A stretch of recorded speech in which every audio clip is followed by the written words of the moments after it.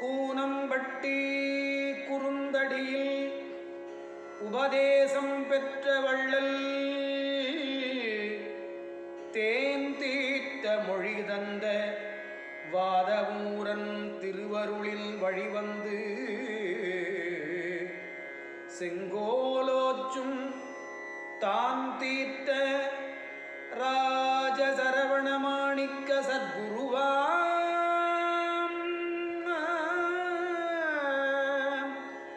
கூன் தீர்த்த பெருங்கருணை கூனம்பட்டி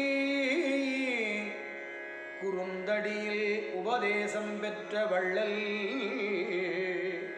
தேன் தீர்த்த மொழி தந்த வாதவூரன் திருவருளில் வழிவந்து செங்கோல் ஓச்சும்